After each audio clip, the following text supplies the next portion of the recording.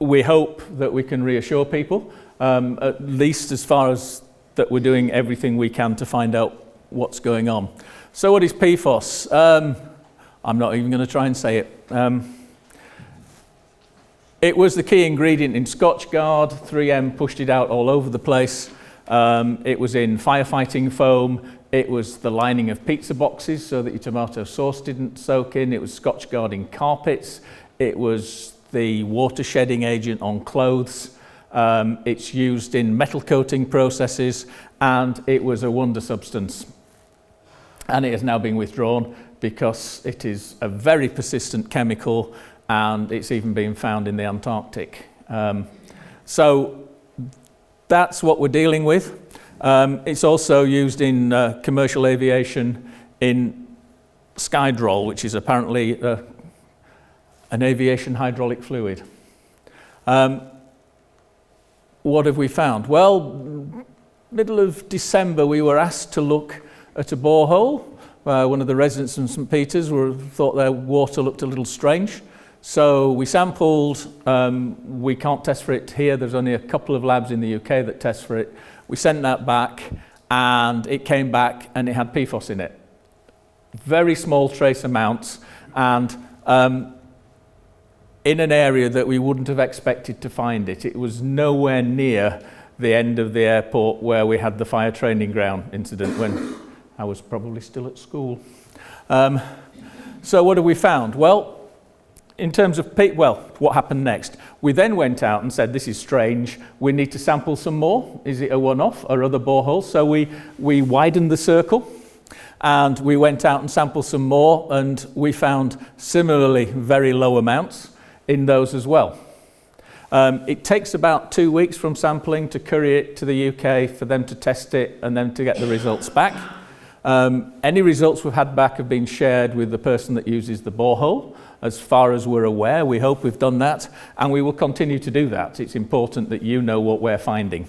We've got, as a department, we've got nothing to hide here. We need to work with you. So the two things that we've been testing for are PFOS and a metabolite, PFOA, which is what it breaks down to and sometimes what it comes with.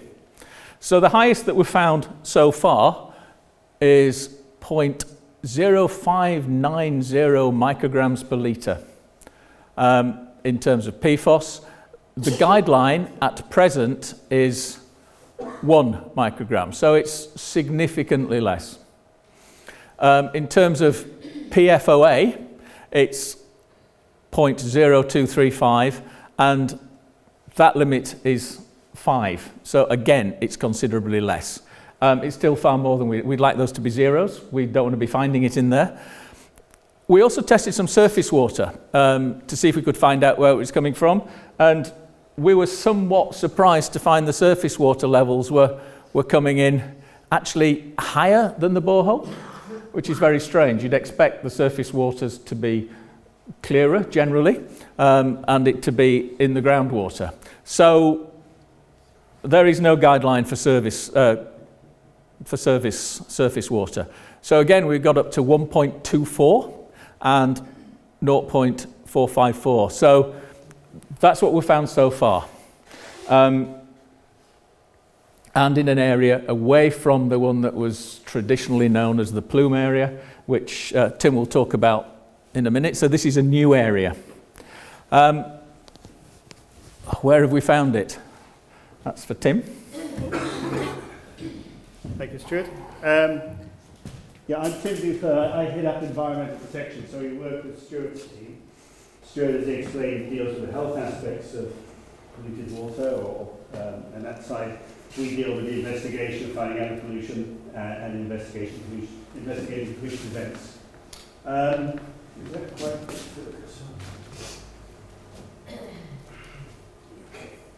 Just to get your bearings, I'm going to talk to you a little bit about the sampling program we've done, which Stuart's touched on, and what we want to do in the future. As Andy mentioned, it's evidence-based, it's absolutely precautionary, no assumptions whatsoever. We've already seen that if we assume things, then it will lead us on the wrong path. Just so we get our bearings. So we've got the main airport, the main runway. We've got Jubilee Hill coming down. Then we've got the Glees here, St. Peter's Village.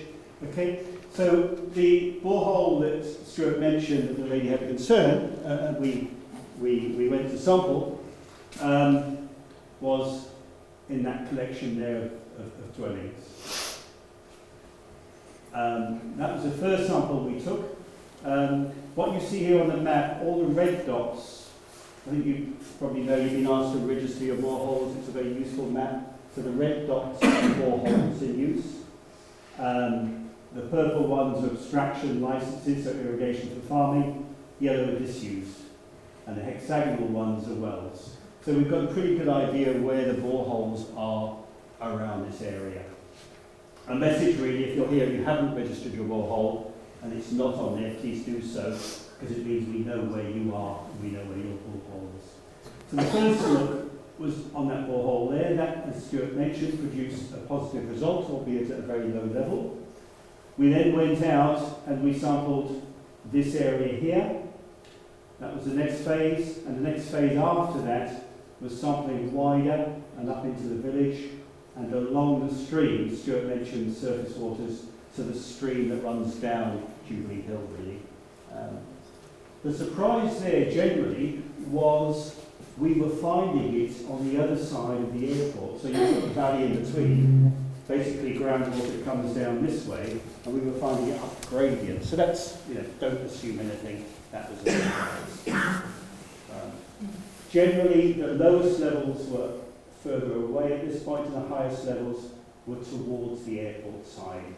In the stream, the highest levels were around here, and then lower and lower. Again, very, very low levels, but it's there. And our job is to find out where else it is. So the next phase, you can see all these boreholes. At the moment, we're going through all of these. There's about 300 we're going through and selecting out other boreholes to sample from the area. We're also selecting out all the drainage coming from the airport. So there's drains up here, there's drainage down here. We'll be sampling water going into the reservoir and sampling down this way. What we also want to do is sample island-wide, because the levels we're seeing could be background levels. As Stuart said, it was used in many, many products, which we all used. So what are our background levels around the island? And that's an interesting question, but it's one that's going to be bottomed out. So the whole idea of something is to do it once, absolutely precautionary approach, comprehensive sampling, and then each stage of the sample will feed on to the next. So that's where we are at the moment. So the groundwater, boreholes and wells, surface waters, and then that will inform the next stage. So you will probably also remember there's a historical pollution down towards St. Juan's Bay, which we've all know as the plume. It's sensible, if we're doing this sort of research, also to make sure that we are confident that we know where that plume is. The best way of doing that is to go down there and test it. So we will do that. We've already had tests from some of the bodies of water down there, but rather than using theory and using other ideas of where it might be, we're going to go and test these. So we've ordered another 100 bottles, and we'll probably need another 100 after that in order to get a really good idea of what's going on. Tim mentioned some of these others. We need to control. We need to make sure that we're not finding a background level. We actually hope that we're not finding a background level. We'd prefer not for it not to be ubiquitous. Certainly in certain parts of the world it is. And they've found it in Antarctica, which is not really good for the planet. So we'll talk about international standards, and these are a movable feast, and they will move. I've been talking to John Fowle, who is employed by WHO and by EU to set these standards, and he's fairly sure that they're going to come down significantly. So WHO's suggestions, it comes down PFOS to 0.4 micrograms per litre. Not surprisingly, as it's the same guy, the EU are going to do that. Now, WHO haven't confirmed those. the EU, the WHO has guide values, because if they had targets, many of their members would miss, particularly in the third world countries, where it's less easy to control pollution at the moment. The EU has standards which have to be met. And again, it's not updated, but there was a draft out at September last year, I believe. And these are the suggestions they're coming to. 0.4 micrograms per litre and 4. And at the moment, these are the highest that we've found. So again, it's orders of magnitude less. Even though the standard is coming down tenfold, we've still really got another tenfold till we get down to those. At the moment, the UK Drinking Water Inspectorate, which is what we follow, are on 1. So it's quite a reduction, and on 5. So that's where it's going. The latest suggestion we've had from Denmark is it goes to 0.1 and less than 3. So there will no doubt be a bit of a debate in the EU about which one of those they follow. We will be led by their experts who know far more than we do. The other thing we should say is that Jersey Water carry out their own sampling as well to make sure they know what's going on, and they share their results with us because that informs our overall picture of what's happening. They are particularly interested in the historic pollution down towards St. Wan's, because they had some boreholes there that they would love to be able to use, obviously, and obviously what's going into the streams that will end up in the reservoirs. So my guess is we're going to end up somewhere between 3 and 4 for PFOA, and 0.4 probably is where we'll end. I doubt it'll go there, but if it is, we would clearly use that in our regulation. And again, we're still significantly below that. So, advice on boreholes. This was sent out in the end of 2015, I believe, although some people say they never got it. That may be the case. There are copies here this evening. That is being revised and will be reissued to everybody on a registered borehole.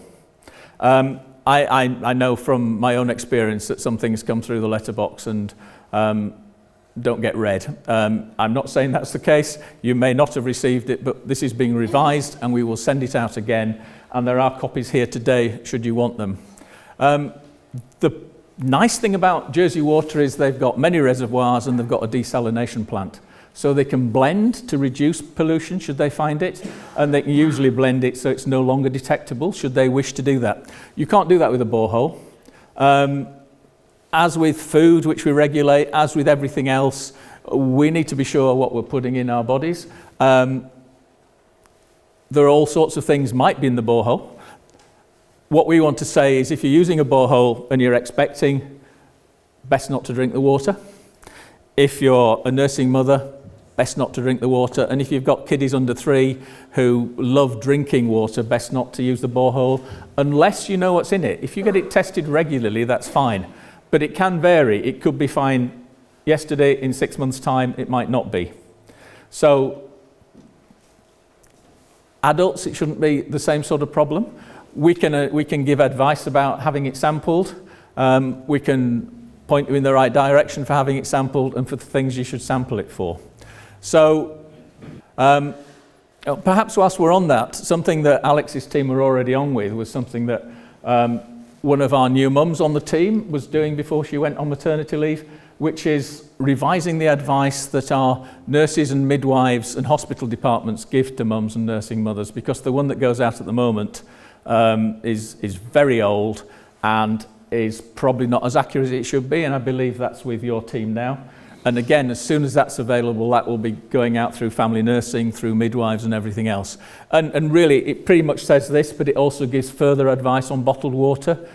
So if you're using bottled water for kiddies, make sure it's not high sodium, and that is on the label. We need to make sure that we take care of little ones, because the little ones' bodies are growing quickly and they tend to absorb things rather more quickly than old decrepit ones like mine would. So what happens next? Tim's touched on it a little bit. Further testing of boreholes and surface waters, and comprehensive testing. We're talking about I would guess another 200 and 250 plus samples, because we need to know what's there. We don't need to guess what's there, we don't need to have theories, we need to go out and measure it and find if it's there or not. It'd be great if we could rule out great patches of the island, but we need to do that. We need to find out what's there. So we're going to go right around the airport. For years it's been believed it was only at the end where the fire training ground is.